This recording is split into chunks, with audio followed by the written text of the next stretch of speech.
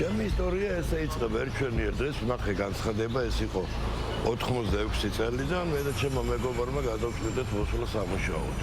მოვედით, არის სპეციალური კურსები მემანქანის 1 წელიწადი ვისწავლედი და 87 წლიდან უკვე ვარ მემანქანი. 95 წლიდან დღემდე მუშაობ ინსტრუქტორად. მუშაობდი როგორც ხაზზე, მე დეპოში გადმოვედი და აი ესე გრძელდება ჩემი ისტორია. ამას სჭირდება გარკვეული პრაქტიკული გამოცდილება, თეორიული ცოდნა და რა თქმა უნდა მუშაობის პერიოდში როგორ წარმოჩინდება. ჯამში მე 40 წელია, აქედან 30 წელი ინსტრუქტორად მუშაობ.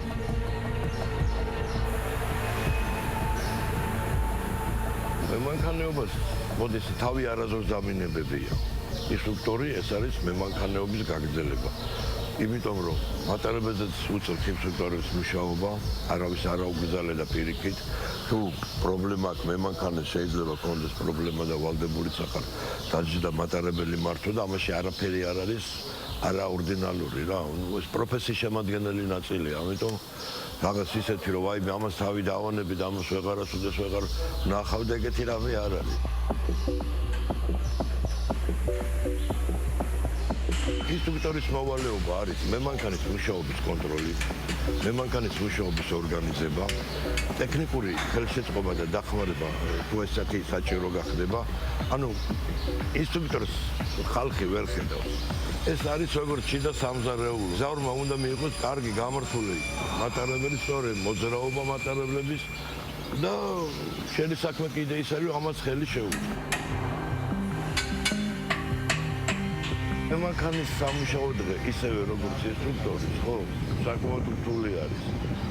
იგივე კონტროლი, იგივე ყურადღების მიქცევა, პასუხისმგებლობა, მაგრამ კიდევ ვამბობ, რომ მემანქანის პასუხისმგებლობა გაცილებით მაღალი არის. მთელი დღე მუშაობს და ყველა სადგურში შესვლა, ყველა სადგურიდან გასვლა. აი დიდი ყურადღება ჭირდება ამას რა. დიდი ყურადღება და საკმაოდ დამღლელიც არის. მემანქანის მუშაობა დაძაბულია, რა თქმა უნდა, კომუნიკაცია მგზავრთან, მატარებელთან. არიან გამოცდილი მემანქანები, რომელსაც ნაკლებად ჭირდებათ პრაქტიკული რაღაც დახმარება. არიან ახალგაზრდები, ყველაფერი ახალგაზრდობიდან იწყება და რომელსაც ხშირად ჭირდება რაღაცის დახმარება, რჩევის მიცემა. ამიტომ ნებისმიერ მომენტში მემანქანის შეუძლია გამოიძახოს ინსტრუქტორი. ძირითადი ლოკაციის ადგილი არის ვარკეთილი და დიდუბე ინსტრუქტორის. საკმაოდ სწრაფია რეაგირება. მიდიხარ ადგილზე მატარებელს ხვდები, არ ვქო მემანქანისთან რა პრობლემა აქვს. მემანქანეს აქვს პრობლემა, შეიძლება რაღაც ჯანმრთელობა იყოს ეს. თუ მატარებელს აქვს პრობლემა და მე უკვე გამოცდილებიდან, ცოდნიდან უკვე მატარებელს ღებულობ გადაწყვეტილებას რა თუ შეძელი იმ დაზიანების აღმოფხვრა რაც მატარებელზე არის, ხო კარგი თუ არა და მე უკვე მატარებელს ვცვლი და არის ამის საშუალება და ისე რომ ოპერატიულად ხდება გადაწყვეტილების მიღება. მანამ მატარებელი ხაზზე გავა. მემანქანე მოდის გადის კომისიას, შემოწმება სამედიცინო კომისიას, მოდის მერე და იწყებს მატარებლის მიღებას. ჩაქუჩით, ფანარით, ალკოჰოლებს ყველა ნაწილს, აი ეს ყველაფერი კონტროლფეშ არის, რა რომ ხაზზე არ მოხდეს დაზიანებული მატარებელი. ამოდის მერე მატარებლიდან გაამზადებს მატარებელი, მოიყვანს მოქმედებაში, მიაწოდებენ მაღალ დაბვას და თავის დროზე მერე დაჯდება და გაუშვებენ ხაზზე მატარებელს.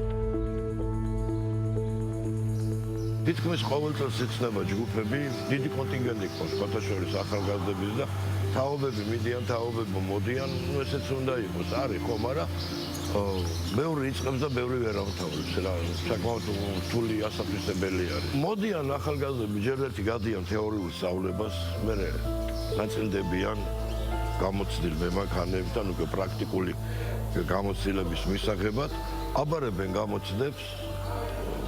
ეძლებათ დასკვნა, ეძლებათ საბუთი მართვის მოწმობა და მე უკვე ნელ-ნელა ვაჩვევთ. გარდა ამისა, აი ეს ბევრი არიან, მამა მუშაობს, შვილი მოიყვანა. გრძელდება. იმ შვილებსაც მე უჩნდება სურვილი, რომ თავის შვილი მოიყვანოს და ეს არიან რამდენიმე ტანდემი არის ესეთი, რომ მამა შვილი, მამა შვილი, მამა შვილი.